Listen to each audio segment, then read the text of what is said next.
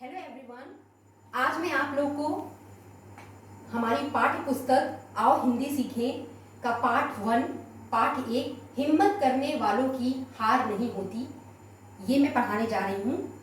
इस कविता के जो लेखक हैं उनका नाम है श्री हरिवंश राय बच्चन जी। इसको इसकी शुरुआत करने से पहले इस कविता की हम आप लोगों को उनका कुछ जीवन परिचय देना चाहते हैं उनके बारे में।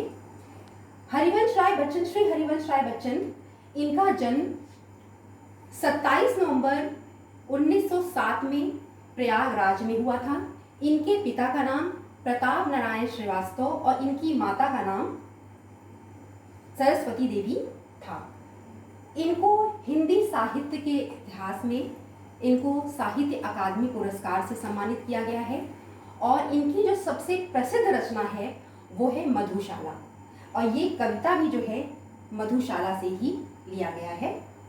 तो इस कविता को पहले हम सा उच्चारण करते हैं, उसके बाद इसका व्याख्या करेंगे। हिम्मत करने वालों की हार नहीं होती, इस पाठ का शीर्षक है। हिम्मत करने वालों की हार नहीं होती, लहरों से डरकर नैया पार नहीं होती। नन्ही चींटी जब दाना लेकर चलती है, चढ़ती दीवारों पर 100 बार फिसलती है। मन का विश्वास रगों में साहस भरता है, चढ़कर गिरना गिरकर चढ़ना ना अखरता है। आखिर उसकी मेहनत बेकार नहीं होती, हिम्मत करने वालों की हार नहीं होती। डुबकियां सिंधु में गोताखोर लगाता है, जा जाकर खाली हाथ लौट आता है।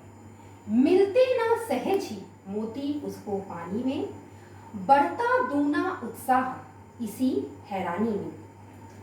मुट्ठी उसकी खाली हर बार नहीं होती, हिम्मत करने वालों की हार नहीं होती। असफलता एक चुनौती है, स्वीकार करो।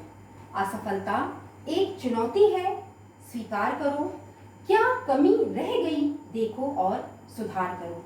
क्या कमी रह गई देखो और सुधार करो। जब तक ना सफल हो नींद चैन को त्यागो तुम, संघर्ष करो मैदान छोड़ मत भागो तुम। कुछ किए बिना ही जय जयकार नहीं होती, हिम्मत करने वालों की हार नहीं होती। ये कविता हमारे जीवन में जो कठिनाइयाँ आती हैं, जो हम संघर्ष करते हैं सफलता पाने के लिए, ये कविता उस चीज़ के लिए एक बहुत ही सटीक चीज़ है, जिसको अगर हम इस कविता को पढ़ते हैं, सुनते हैं और हम इस चीज़ को समझते हैं, तो हमारी ज़िंदगी में, हमारे जीवन में जो भी कठिनाइयाँ आ रही हों, हम इसको पढ़कर उससे अपने आप से उस कठिनाइयों को दूर कर सकते हैं। चलिए इसकी व्याख्या करते हैं। हिम्मत करने वालों की हार नहीं होती, लहरों से डरकर नैया पार नहीं होती। हिम्मत करने वाले मतलब जो मेहनत करने वाले लोग होते हैं। हिम्मत का मतलब होता है जो मेहनत करने वाले होते हैं, उनकी हार नहीं होती, मतलब वो अपनी जिंदगी में, अपनी जीवन में कभी हार नहीं मानते हैं, असफल नहीं होते हैं। हिम्मत का मतलब होता है मेहनत और हार का मतलब होता है असफलता। हिम्मत करने वालों की हार नहीं होती, लहरों से डरकर नैया पार नहीं होती। तो जो यहाँ पर हम मनुष्यों के लिए उन्होंने एक बहुत बड़ा संदेश दिया है कि जो इंसान हिम्मत करते हैं उनकी कभी हार नहीं होती है, वो कभी असफल नहीं होते हैं। अगर उनको असफलता मिलती भी है तो वो उसको एक पॉजिटिव वे में लेते हैं, सकारात्मक रूप से लेते हैं और आगे बढ़ते हैं। लहरों से डरकर नैया पार नहीं होती। नैया यानी कि जो हमारी नाव है, नैया का मतलब होता है नाव, और लहर का मतलब होता है, आपने समुद्र देखा होगा, नदियां देखी होंगी, उसमें हमेशा लहरें उठती हैं। तो लहरें जब उठती हैं तो क्या होता है, नाव जो है वो डगमगाने लगती है। लेकिन अगर यही सोचकर लोग नाव ना चलाएं तो कभी ऐसा मतलब हो ही नहीं सकता है कि हम डरें और हम नाव भी चला लें। तो यहाँ पर नैया का मतलब जीवन रूपी नाव से भी है कि हम जो जीवन जी रहे हैं, अगर हम उसमें भी डगमगा जाएंगे तो हम कभी अच्छा जीवन नहीं व्यतीत कर सकते। तो लहरों से डरकर नैया पार नहीं होती, मतलब कि अगर समुद्र में या नदियों में जो नैया होती है, जो नाव होती है, वो अगर घबरा जाए, डर जाए, तो वो कभी भी नदी को या समुद्र को पार नहीं कर सकती है। नन्ही चींटी जब दाना लेकर चलती है, चढ़ती दीवारों पर 100 बार फिसलती है। अब देखिए, नन्ही चींटी का मतलब है, नन्ही चींटी, चींटी एक सबसे छोटा हमारा जीव है। और यहाँ पर इन्होंने चींटी का उदाहरण क्यों लिया है? क्योंकि चींटी जो है वो सबसे ज्यादा मेहनत करने वाला जीव है। चींटी अपनी वजन से ज्यादा वजन उठाकर चलती है। तो नन्ही चींटी जब दाना लेकर चलती है, आपने देखा होगा चींटी जो है वो अपने वजन से ज्यादा दाना अपने ऊपर, अपनी पीठ पर लेकर चलती है। और आपने देखा होगा जब वो दीवारों पर चढ़ती है तो बार बार गिरती भी है। तो नन्ही चींटी जब दाना लेकर चलती है, चढ़ती दीवारों, दीवार मतलब जो दीवार होता है उस पे चढ़ती है और 100 बार फिसलती है। फिसलती का मतलब होता है गिरती है, तो कई बार वो गिरती है। मन का विश्वास, रगों में साहस भरता है। लेकिन चींटी एक ऐसा जीव है, वो बार बार गिरने के बाद भी उसके मन में जो उसका विश्वास है, यहाँ पर आत्मविश्वास की बात हो रही है। मन का विश्वास मतलब होता है आत्मविश्वास। अगर इंसान के अंदर आत्मविश्वास है तो वो कोई भी कठिनाइयों का सामना बहुत ही आसानी के साथ कर सकता है। तो मन का विश्वास रगों में, रगों मतलब हमारे मन में, हमारे शरीर में जो नया विश्वास भरता है, जो साहस भरता है, जो हिम्मत भरता है, वो चींटी के अंदर भी वही होता है कि चढ़ती दीवारों पर 100 बार फिसलती है। मन का विश्वास, लेकिन उसका ये विश्वास है कि हम कई बार गिरेंगे लेकिन एक बार तो चढ़ेंगे, सफल होंगे। चढ़कर गिरना, गिरकर चढ़ना ना अखरता है। लेकिन जब चींटी बार बार गिरती है और उसके बाद वो फिर अपने हिम्मत को जुटाकर फिर आगे बढ़ती है, तो उसका ये चढ़ना और गिरना, इसे ये अखरता नहीं है। अखरता मतलब कि उसको ये कष्टदायी नहीं होता है, कष्टदायी नहीं होता है। आखिर उसकी मेहनत बेकार नहीं होती। वो जो बार बार ऊपर चढ़ती है और गिरती है, तो वो उसकी जो मेहनत है, जो वो परिश्रम कर रही है, वो उसका बेकार नहीं जाता है। जो वो परिश्रम कर रही है वो उसका बेकार नहीं जाता है, खराब नहीं जाता है। और इसीलिए कहा जाता है कि हिम्मत करने वालों की हार नहीं होती है। तो जो हिम्मत करते हैं, जो सफलता प्राप्त करना चाहते हैं, वो निरंतर उसी दिशा में आगे बढ़ते हैं और सफलता को प्राप्त करते हैं। अब देखिए, हमारा दूसरा जो पैराग्राफ है वो है, डुबकियां सिंधु में गोताखोर लगाता है। डुबकियां, डुबकियां मतलब नदियों में या समुद्र में जब लोग अंदर जाते हैं समुद्र के, तो उसको डुबकियां बोलते हैं। सिंधु का मतलब होता है समुद्र, यानी कि सागर। डुबकियां समुद्र में, सिंधु में गोताखोर लगाता है। गोताखोर का मतलब होता है पानी में डुबकियां लगाने वाला, पानी में डुबकियां लगाने वाला।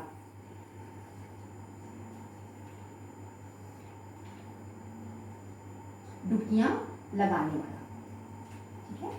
तो डुबकियां सिंधु में, समुद्र में, गोताखोर, पानी में डुबकी लगाने वाले को ही गोताखोर कहते हैं। और आपने देखा होगा जो समुद्र है, जो सागर है, उसमें बहुत से बहुमूल्य रत्न पाए जाते हैं। तो ये गोताखोर उसमें इसीलिए जाते हैं कि वहां से बहुमूल्य रत्न लेकर आए। उसमें से एक बहुमूल्य रत्न है मोती। डुबकियां सिंधु में गोताखोर लगाता है, जा जाकर खाली हाथ लौट आता है। और ऐसा नहीं कि वो एक बार जाता है तो वो मोती लेकर ही आता है। मोती सीप में होता है और सीप समुद्र में पाया जाता है। तो डुबकियां सिंधु में गोताखोर लगाता है, मतलब पानी में डुबकियां लगाने वालों को गोताखोर कहते हैं।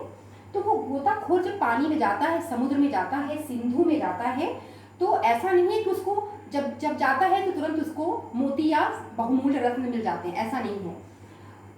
डुबकियां सिंधु में गोताखोर लगाता है, जा जाकर खाली हाथ लौट आता है। और वो कई बार जाता है, हो सकता है कि कई बार खाली हाथ लौट आता, हो सकता है कि उसको पहली बार में ही उसे मोती मिल जाए।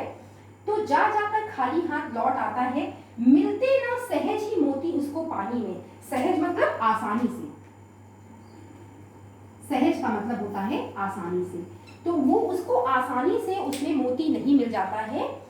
बढ़ता दूना उत्साह इसी हैरानी में।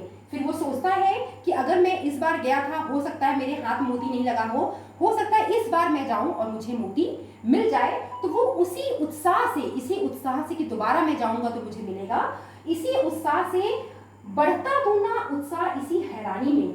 मतलब हैरानी, यही आश्चर्य की बात है कि वो इसी आश्चर्य में वो जाता है। कितने आश्चर्य की बात है कि वो बार बार जाता है लेकिन वो खाली हाथ आता है, लेकिन वो उसका जो उत्साह है, जो उसका आत्मविश्वास है, वो दूना का मतलब होता है दो गुना, फिर से बढ़ जाता है।